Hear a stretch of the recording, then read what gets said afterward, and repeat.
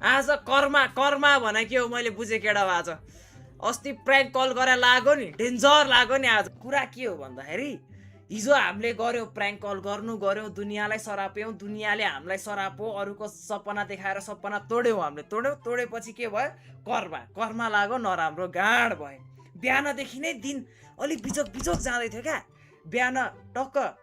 तल निस्के घरबाट कलेज जानलाई फोन बिर्सेछु म चाहिँ माथि आएँ फोन लिएर गएँ बिहानैदेखि साइन देखाउँदै थियो फोन सोन बिर्से ठिकै छ अनि बाइक नधोएको जुनी भएको थियो बाइक धुनु पर्यो भनेर बाइक धुन दिएँ 1:30 बाइक धुन दिएँ घर आएँ खाजा खाएँ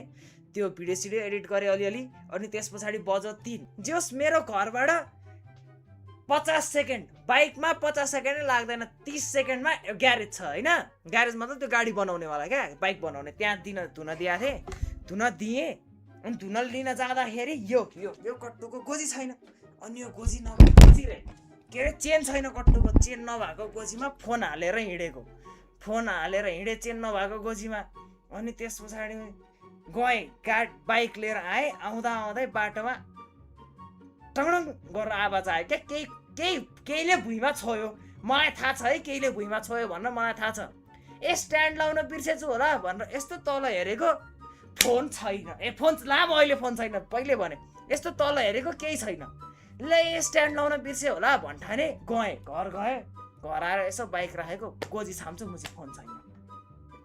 तनाव है गएँ फर्केर टुङ दौडेर त्यो 40 सेकेन्डको बाटो त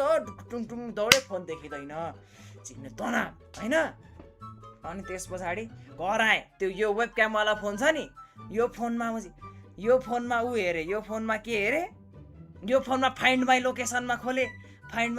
खोलेर यो फोनमा टक्क लाएर हेरेको त फोन त्यहीँनेरि छ भन होइन फोन त्यहीँनेरि रहेछ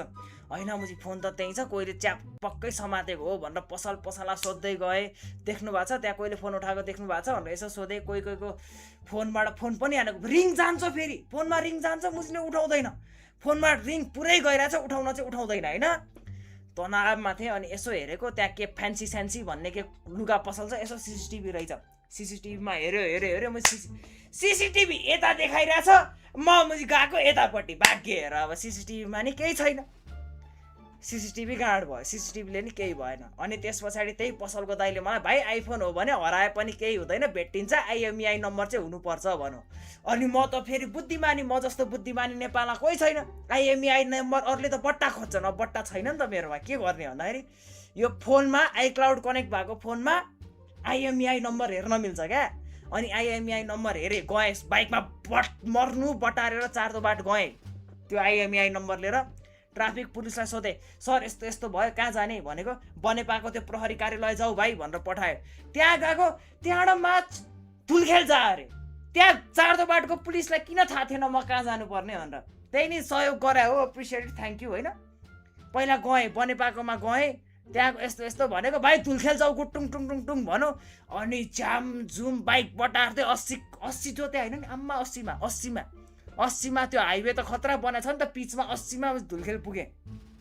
80 भने खतरा होइन तर मेरो लागि खतरै हो क्या म भर्खर चलाउँछु क्या होइन अनि 80मा पुगेँ प्रहरी कार्यालय गएँ है त्यहाँ गएँ दाइ रे सर यस्तो भयो कहाँ देखाउने हो यो कहाँ भन्ने हो भनेको भाइ ऊ त्यो झ्याल देखिरहेछ त्यहाँ झ्याल थियो त्यहाँ झ्याल देखिरहेछ त्यहाँ जाऊ भनौँ त्यहाँ गएको भाइ तल गएर फर्म भर अरे त्यो यो पहिल्यै किन हुँदैन क्या फर्म भर्नु पर्ने ओर्नु पर्ने चाहिँ पहिल्यै भन न त सुरुमा त्यो एक तल्ला चढाएर अनि फर्म भर्न लगायो होइन अनि त्यहाँ यसो सोधो उसले यसो के भएको भाइ भनेर नि सोधो अनि त्यो भनेर सोद्धाखेरि दाइ यस्तो भएको यो गर्दाखेरि खसेको भनेको ए भाइ IMEI नम्बर छ भन IMEI नम्बर छ भनेको लु गएर फर्म भर अरे त्यत्रो के खान सोधे त अनि फर्मै भर्न जानुपर्ने भाइ सुरुमा फर्मै नभरि हुन्छ सोचेको मैले त अनि तल गएँ यहाँ उजुरी फर्मै छ मसँग होइन यहाँ हेर यही फर्म भरेको यहाँ हेर यो फर्म भरेको होइन अनि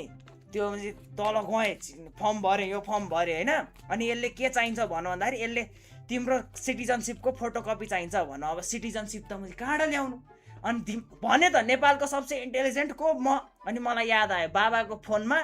पहिला दुबई जाँदाखेरि भिजाको लागि भनेर दाइला पासपोर्टको फोटो पठाएको थियो पासपोर्ट पनि चिना खुलाउनु त हो नि अनि सर पासपोर्ट हुन्छ भनेको पासपोर्ट हुन्छ भन अनि त्यहाँबाट त्यही प्रहरी कार्यालयबाट बाबालाई फोन हानेको, यसो बाबालाई फोन हानेको त बाबालाई फोन हान्दाखेरि त होइन यसो यसो भयो भनेर पहिला बनेपाकै कार्यालयबाट नि फोन हानेर भनेको थिएँ म धुलखेल जाँदैछु भनेको थिएँ। अनि बाबा यहाँ यसो यसो आएको पासपोर्ट चाहिने भयो अरे तपाईँ आउनु पर्यो भनेर भनेको। अब होइन त्यस्तो केही पर्दैन, फोनवाला मान्छे त यहाँ मनेरी के अरे हस्पिटलमा आएर मलाई फोन दिइसक्यो भन्नु होला। मैले त्यसलाई 5 चोटि फोन गरेँ, 5 वटा छुट्टै छुट्टै नम्बरबाट गरेँ, पुलिसको नम्बरबाट गरेँ, म्हणजे पसलेको नम्बरबाट गरेँ, उठाएन त्यसले। पछि कुन बेला बाबाको फोन उठाएर अनि गएछ भने बाउले भेट्टायो भने त मुझे पैसा दिन्छ सोचो होला नि त त्यसले। आम्मा कसम खाऊ, आम्मा कसम, म अर्को खुट्टाले नि खाइदिउँ लु आम्मा कसम, हातले मात्र नहुने भयो। किन मलाई चाहिँ किन लाग्यो भन्दाखेरि अब त्यसलाई पहिला दिन मन थिएन, मैले लस्ट मोड अन गरेपछि त्यसले पक्कै पुलिसले भेट्टाउँछ, अब यसले चाहिँ ट्र्याक गरौँ भन्ने सोचो होला। अनि बाउको फोन आएको बेला उठाएछ त्यसले। अनि बाबाले मैले हस्पिटलमा बोलाएर अनि त्योसँग कुरासुरा गरेर अनि 1000 रुपियाँ दिएर पठाउनु भएछ। त्यसले मुझे बुद्धि लाग्यो, 1000 रुपियाँ पायो त्यसले पैसै खान, त्यसले फोनै बेच्थ्यो तर जे होस् पाइयो। यही हो केटा हो, यही हो कथा कस्तो लाग्यो तिमीहरूलाई? रियल कथा हो नि, फेरि रियल लाइफ आजै भएको।